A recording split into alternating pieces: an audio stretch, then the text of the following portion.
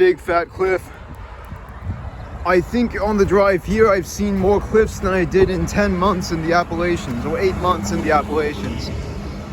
So that really shows just how few of those cliffs there are in the Appalachians and how many there are in the Great Dividing Range. Apparently, the Great Dividing Range, which ends at essentially at this town right here, Dunkeld, and starts in Cape York way up in the north of Australia, is the longest range within a single country in the entire world. It's actually longer than the Appalachian Mountains. It's a very, very long range, and it finishes here. I'm not hiking the entire thing, I'm just hiking like this tiny bit off the end of it. You always know when it's a good, nice caravan park to stay at when they have one of these little libraries where you can just take books. Welcome to the southern terminus of the Grampians Peaks Trail, just outside of the town of Dunkeld, which is right over there behind those trees. Very short walk from the caravan park to here. So I think it's pretty straightforward. I just go through that gate and then I keep on walking. I'm pretty sure that's practically the only trail in that direction, so it should be pretty straightforward to follow the entire way through. Big, long, 160 kilometer, 100-mile trail, all staying within the same national park. I'm starting it slightly later than I was hoping. We'll see how far I get today. I'm really hoping to do some very serious mileage and maybe do some night hiking. But we'll see.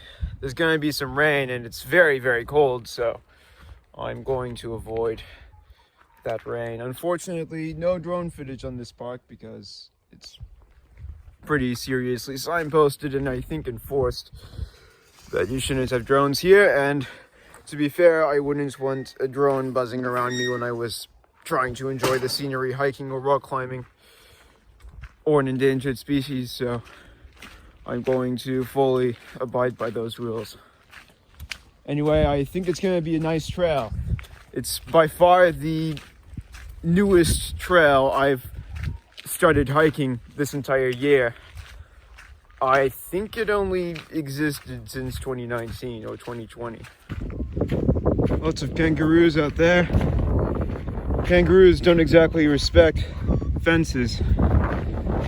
They either jump over or crawl underneath. Seems like there's some joeys and pouches as well.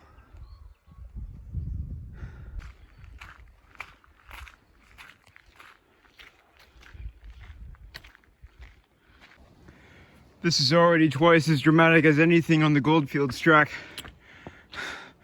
All these cliffs, all these ledges I'm walking underneath, walking over. Even there's a cliff below me. Really cool stuff. It's great country out here. A very good place for a trail like this. However, it is pretty expensive.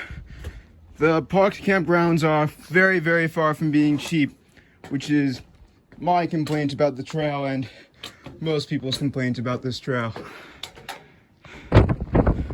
First mountain of like 50. This is not called the Grampians Peaks Trail for no reason. That's what's ahead of me. One after another, after another, after another, and on forever.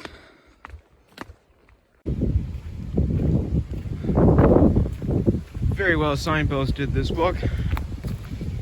There's not too many other trails to go on as well, so that makes navigation very easy. You don't really need far out, I think, for this. You just need a distance table and that's pretty much it. So one very interesting resource on this Peaks Trail, which by the way is, I think, fully government funded, very well built by the government, is these water tanks.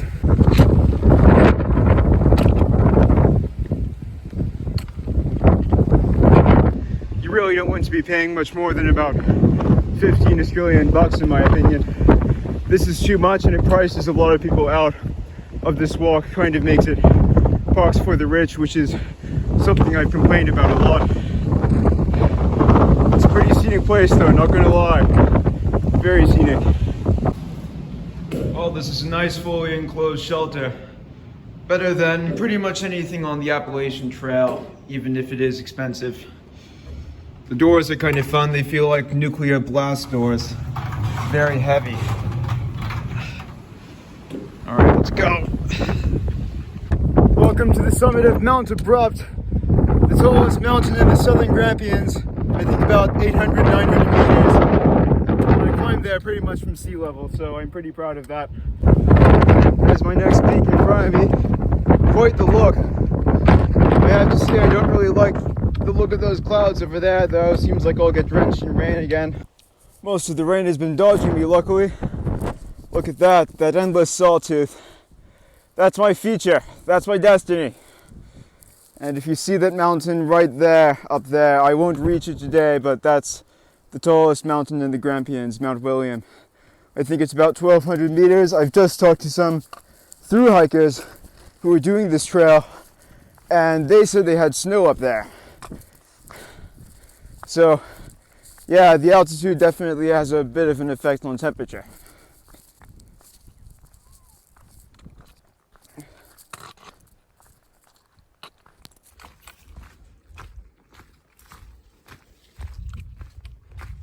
Here is kind of a cathartic thing about this trail, because there are so many views and because there are so many peaks which are relatively small.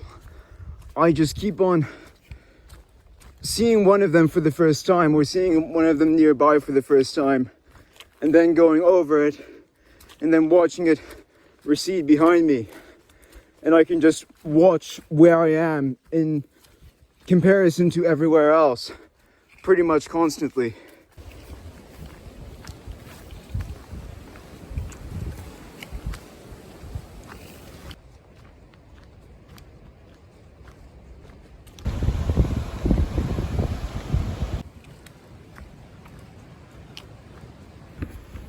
Like on the Goldfields track with Telstra, reception has been pretty fantastic for this entire walk, and not something I've really had to worry about so far. Even though I'm going up and down these mountains, I haven't run across any dead zones. It's 7 p.m, so that's enough walking for today. I can see a hut ahead of me, so I think I'll stay there or camp near it. Good night. Morning. So I was wondering if the trail would challenge me a bit more today, and I guess I have to be careful with what I wish for, because it's been a horrible rock slide ever since camp, and I left camp at 5:30, so that's been like an hour now. Just all these boulders I'm having to scramble over. It's getting pretty technical in places. Completely different from yesterday. Very, very different. It's all changed. And it just keeps on going.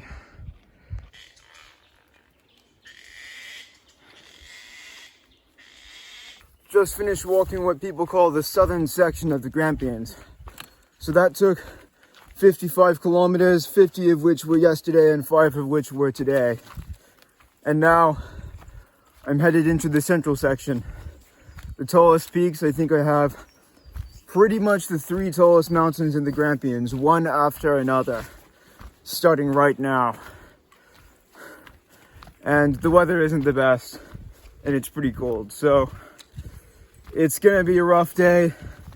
I don't think I'm going to have too much type 1 fun, but as long as it gets me to Hall's Gap tomorrow, early tomorrow for resupply, then I've made it.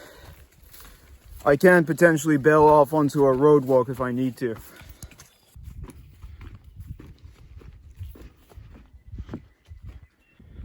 Well, I might be going into the clouds pretty soon, but the trail is much better.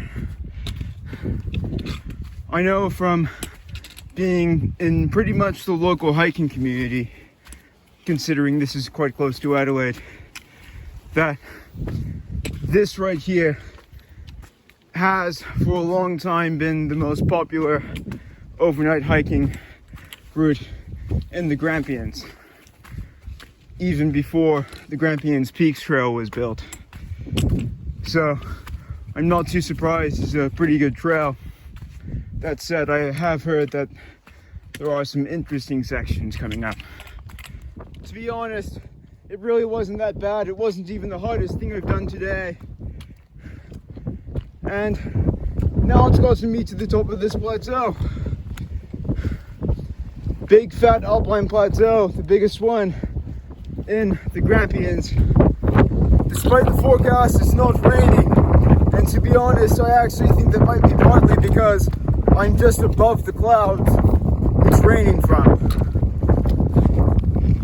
Of course, it's not like anything's exactly drying out either. A lot of my stuff is still kind of soaked, understandably due to these conditions. I'm going fine though. I'm walking and that's keeping me warm. This plateau just keeps on going. If I had good views and a clear day, this traverse would have been insanely good. Doesn't really matter too much though, because I've already been on Mount William, which is the tallest mountain in the Grampians, a few years ago in good weather, so I kind of have an idea of what the view would have looked like. And the view would have been spectacular, but I've already seen it. It's 12 p.m. and I'm climbing up towards the top of Mount William, the Grampians' highest point. I'm pretty sure I spent most of the day so far in the Alpine zone. This is Jewel, also known as Mount William, tallest peak in the Grampians. It's about 3 meters higher than Durat, which is the mountain I went over earlier. So it's not that impressively high compared to the stuff I've already done. Obviously, the weather is, as can be expected, horizontal rain, so I'm getting out of here.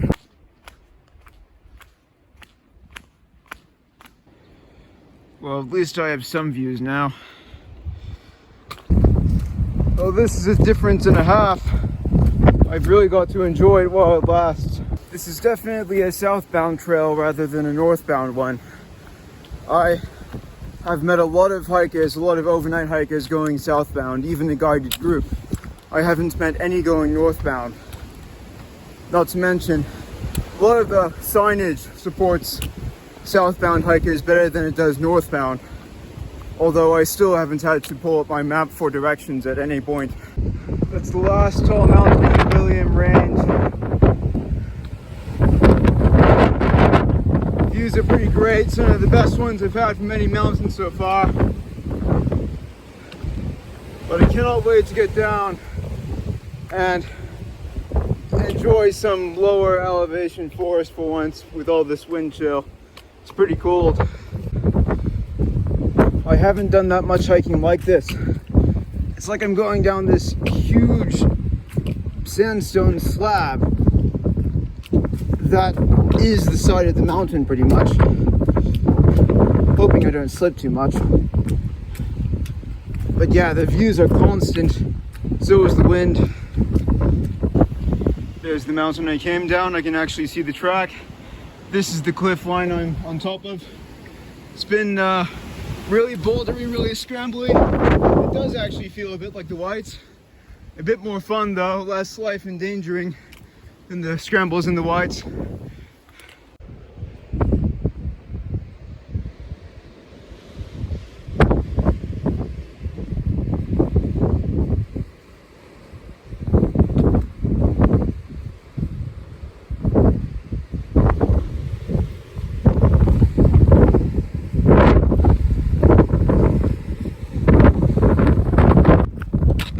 I feel like this descent has been going on forever.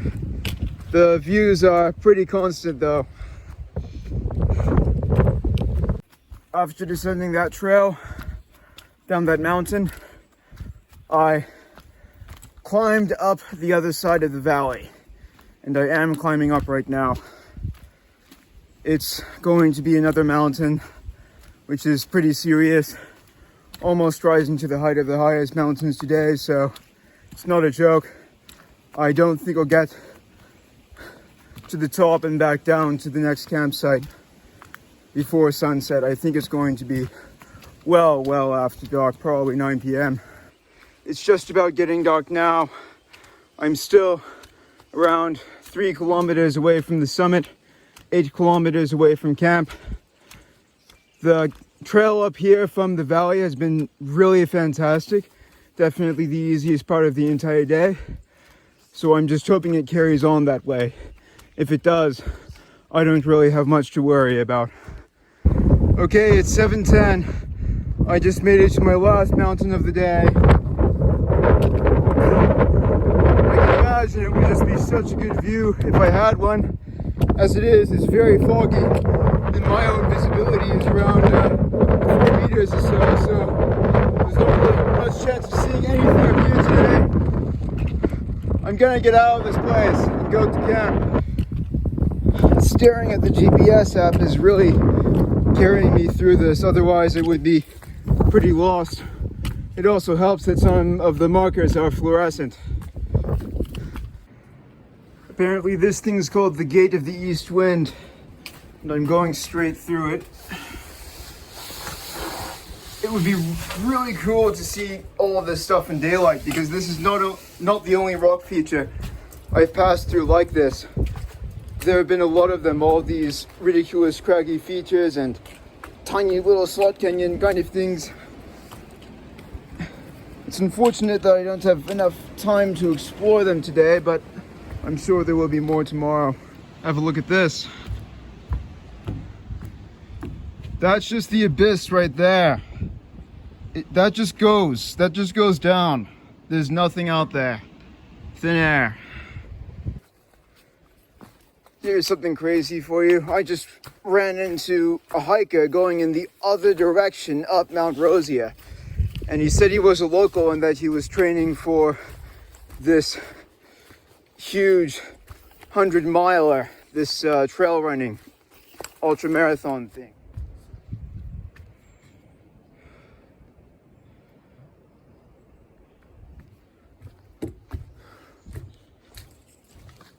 It's been a very windy night. This is what the shelter at the campsite looks like, by the way. Not really made for camping, just for hanging out under. And now I walk on to Hall's Gap, which I think is about 8 kilometers away. I don't have too far, and then I can resupply, and then I'll see how far I feel like going.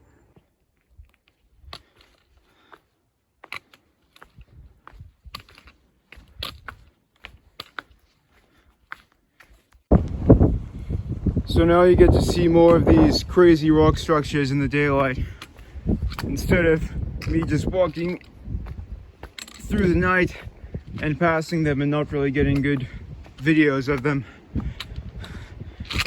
It's really bizarre alien looking formations like this, which are very common in the Grampians, especially in the northern bit. I know because there's a lot of rock climbing in the northern bit, and I've even done some of it. Welcome to the top of another viewless summit pinnacle. And there have actually been some day hikers out here. This is the most popular day hiking destination in the entire Grampians. So there are two routes into Hall's Gap, the fast route and the scenic route. I was gonna take the fast route because it's a more consistent downhill, but then I remembered that this existed on the scenic route. These small gullies that should hopefully keep me off of a lot of the weather. Sorry for the finger covering the lens. Hopefully my bag doesn't get too stuck in here. Nah, it's fine. Just shimmying on down. But yeah, very nice little canyon. I'm completely isolated from the wind now. Bridal Veil Falls. There is a Bridal Veil Falls in New South Wales, which is actually very impressive. So this one kind of feels like a joke. I don't think it was even flowing last time I was here.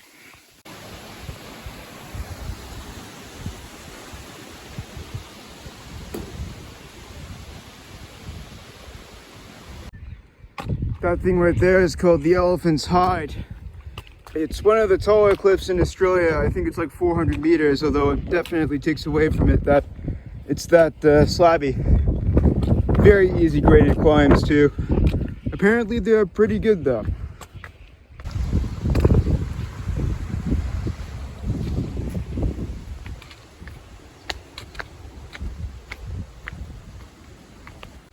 Welcome to Hall's Gap. I got here at 9 o'clock just in time for breakfast. It's very much a tourist town that's pretty much purely to serve the national park. I'm just going to the general store and stocking up for the day. There's Hall's Gap. And I'm climbing on. Still around 40 kilometers or so to the end of the trail. That's the landscape. Great views as always. So I'm on top of the Mount Difficult range right now. It's not really living up to its name. It's definitely the easiest range I've climbed and am walking on. Very smooth, very nice trail. I have heard that it does actually get drier further north.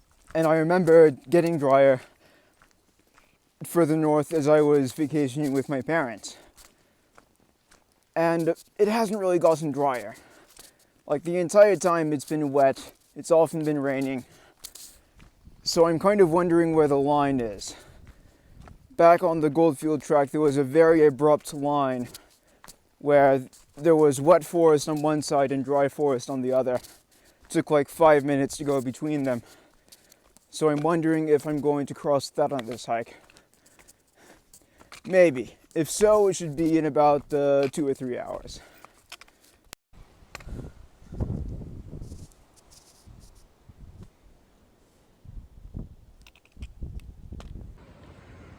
I have to say that Mount Difficult is living up to its name at the moment.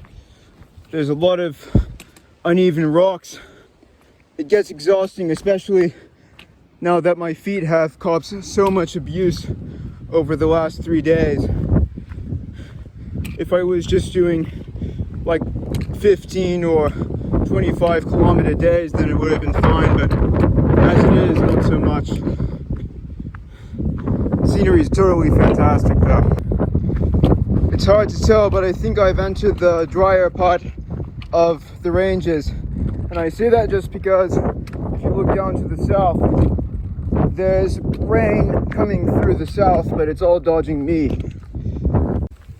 So welcome to the Mount Difficult summit plateau. It's kind of strange and otherworldly. From here, I can see the entire rest of the Grampians all the way up north. So out there, that's where the Grampians ends. You can see Mount Zero, that's the furthest peak. The trail itself stops just short of that. It doesn't always go up the highest mountains, but it stays pretty high on those ridges. Of course, those ridges aren't nearly as high as I am now. This is the highest peak in the northern section, I think. Not all of the shelters on this trail are like that, but this one was. I think this one, the next one, and the first two, so the first two and last two on the trail, are these big, completely enclosed huts. I'm really not doing well on time. I think I'll get to the end around 10 p.m. or so, but it's something I might still stomach. It's something I might still do. And I've heard the trail is not going to be that bad. It's like somewhat technical downhill, followed by flat with a good sandy trail. So this is the end game.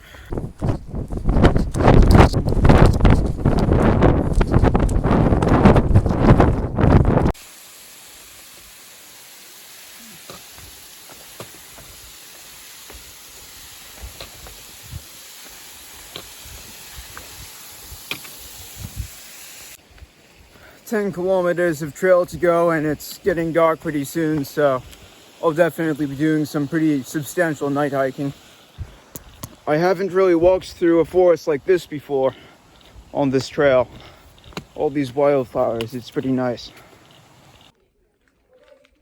That's the very last shelter on the entire trail. It feels uniquely strange leaving this behind. I was going to camp there, but then I found out my friends are actually camping at Stapleton Campground.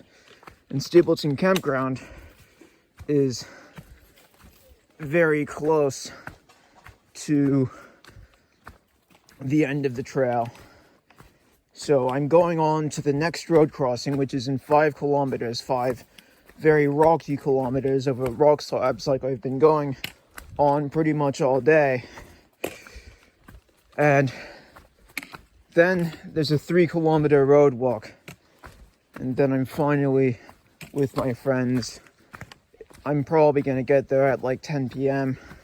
I'm definitely going to need to keep it a bit slow over the next 5Ks to avoid stumbles like that. As for how I plan to do the last 6 kilometers, which I skipped by road walking to my friends, I'm not planning to do them at the moment. Mainly because I'm pretty familiar with them already.